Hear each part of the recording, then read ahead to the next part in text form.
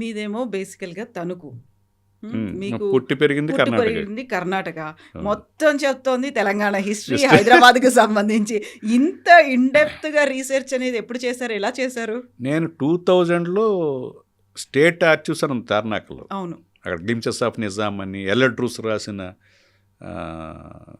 7 Hallows of Hyderabad అని. అంటే అతను ఎల్లడ్ రూస్ అనే అతను మిలిటరీ చీఫ్ అప్పుడు. హ్మ్. అతను వ్యతిరేకించేవాడు కాసిం రజ్వీని. మిలిటరీ చీఫ్ వ్యతిరేకించాడు కాసిం రజ్వీ యాక్టివిటీస్ని, వాళ్ళ అట్రాసిటీస్ని, దాడుల్ని. అతను కూడా హెచ్చరించేవాడు నిజాం ఉస్మాన్ ఖాన్ని. సో ఇవన్నీ నేను ఒక 1 year పాటు రీసెర్చ్ చేశాక సాయుధం తయారైంది. సో అక్కడ తార్నాకలో కూర్చునేవాళ్ళ మీరు అదే దాంట్లో? మార్నింగ్ అతను తాళం తీస్తూ ఉంటే నేనే ఉండేవాడిని ఫస్ట్ పర్సన్ అక్కడ. ఎన్ని రోజులు ఉన్నారు అలా మీరు? ఎంతకాలం? ఇంచుమించు ఒక 6 months అక్కడ రీసెర్చ్ చేశాం. అవునా? నాకు పీజీ ఉండుంటే నేను థీసిస్లో నా డాక్టరేట్ డాక్టరేట్ వచ్చేది కదా. డాక్టరేట్ వచ్చేది. నేను అదే అంటున్నాను. నేను చదివింది మీద ఇంటర్మీడియట్. సో మనం పిహెచ్డి చేయాలి, ఆ పట్టా పొందుకోవాలంటే పీజీ ఉండాలి. అది లేదు కాబట్టి అక్కడ రాలేదు అంతే. సో అంత ఇంట్రెస్టింగ్, అంత ఫ్యాసినేటింగ్ అంటారు కదా.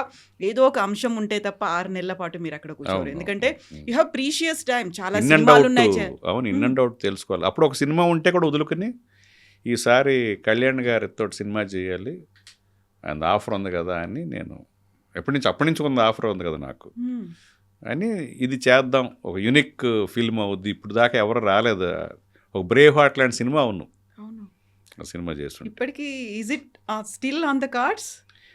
అందులో ఒక పార్టే, ఒక దాన్ని మేజర్ పార్ట్ చేసి చేస్తున్నారు. చేస్తున్నాను ఇప్పుడు. చేయబోయేది అదే. తెలుగు, హిందీ 2 లాంగ్వేజ్లు చేస్తున్నాం. చాలా చాలా పెద్ద బడ్జెట్ ఫిల్మ్ అది. అంటే అలా చేయాలి దాన్ని. కొత్త బ్యానరు, కొత్త బ్యానర్ తోటి చేస్తున్నాం. వాళ్ళకంటే ప్యాషనేట్ పీపుల్.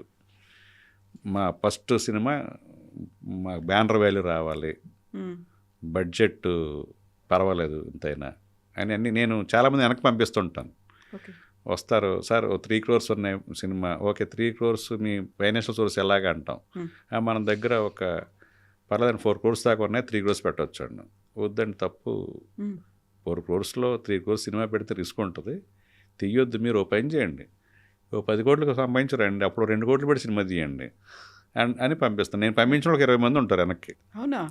ఎందుకంటే మనం వాళ్ళ మిజరబుల్గా అవుతుంది, పాపం వాళ్ళు సంపాదించుకుందా పోద్దంటే అది కరెక్ట్ కాదు కదా. నేను వెనక్కి పంపించే వాళ్ళు ఎక్కువ ఉంటారు. ఎందుకంటే ముందే చెప్పాలి, తర్వాత సినిమా ఎలా ఉంటుంది, రిస్క్ ఉంటుంది, 100% రాకపోవచ్చు. 100%ఏ కాదు, ఆ తర్వాత పబ్లిసిటీకి అటు కూడా ఎడిషనల్ కావాల్సి వస్తుంది. సో 120% పోవచ్చు. 120% పోయినా కూడా మీ లైఫ్స్ మిజరబుల్ అవ్వు, తలకిందులు అవ్వు అంటేనే సినిమా తీయండి. బట్ ఇదేదో చేసి ఇంత వచ్చేస్తే అంత వస్తుంది అంత మాత్రం రావద్దు. మొత్తం ఏదన్నా తేడా జరిగితే మొత్తం మీ మిజరబుల్ అవుతారని చెప్తాం. తెలుసు, బాగా చెప్పారని వెళ్తారు. తర్వాత ఒక ఇన్విటేషన్ పట్టుకొస్తారు 2 నెలలకు 3 నెలల తర్వాత. సినిమా తీస్తున్నాం సార్, మేము మాతో చేయటం, ఇంకొక బ్యానర్లో మీతో చేయటం మాకు ఇష్టం లేదు, మీకు ఇష్టం లేదని అర్థమైంది సార్ మీకు. అవును, అయ్యో నాకు తెలుసు అని చెప్పాను. తర్వాత మళ్ళీ అది వెళ్ళాక మొత్తం లాస్ అయిపోయి వస్తారు, మీరు చెప్తే వినలేదండి, చేతులు కాలిపోయాయి, ఖాళీ అయిపోయాయి. ఇలాంటి కేసులు 4-5 తగిలింది నాకు. అలాగే నేను డిస్కరేజ్ చేస్తున్నాను అంటారు. మనమేమో ఫ్యాక్ట్స్ చెప్తాం, అది కొంతమందికి నచ్చదు. ఓహో, మాతో చేయటం వాళ్ళకి ఇష్టం లేదో అనుకుంటారు. అలా నేను వచ్చిందలా చేసుంటే ఒక 25 ఫిల్మ్స్ అయిపోను ఏదో ఒకటి చేస్తే. నాకు అలా మనసు రాదు. ఇదమ్మా, మన మనసు నచ్చితే కానీ చేయలేం. ఆ ప్రొడ్యూసర్ నచ్చలేదు, పెళ్లి చూపులాగానే ఇది. ఆ ప్రొడ్యూసర్ నచ్చాలి, ప్రొడ్యూసర్ పొటెన్షియాలిటీ ఉండాలి,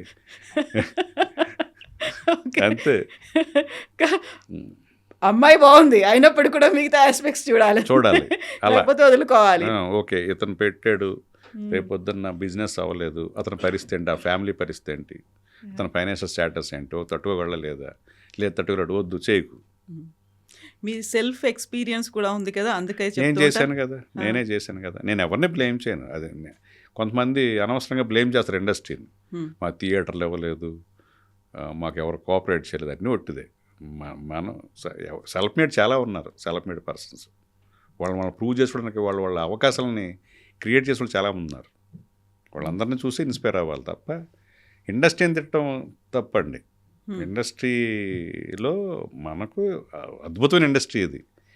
నీ క్రియేటివ్ ఉండి మంచి ప్లానింగ్ ఉండి మంచి ఎస్థెటిక్ సెన్స్ ఉండి ఆర్టిస్టిక్ వాల్యూస్ తెలిసి ఇప్పుడున్న ఆడియన్స్ యొక్క పల్స్ తెలిసి వాళ్ళని ఎలా ఎంగేజ్ చేయాలని తెలిస్తే డెఫినెట్గా మన చాలా ఉదాహరణలు వస్తాయి. ప్రతి సంవత్సరం ఓ చిన్న సినిమా పెద్ద హిట్ అవుతుంటుంది. నాని కోర్టు తీశాడు. నాని అందుకతం టక్ జగదీష్ సినిమా చేసినప్పుడు థియేటర్లకు ఇవ్వకుండా ఓటీటీలో రిలీజ్ చేయాలని నాని సినిమాలు మేము బ్యాన్ చేస్తాం అది చేస్తామని డిస్ట్రిబ్యూటర్లు వాళ్ళు చేశారు. అప్పుడున్న కండిషన్ చేశాడు. నానిని అసలు బ్యాన్ చేసేస్తామని లెవెల్లో మాట్లాడారు.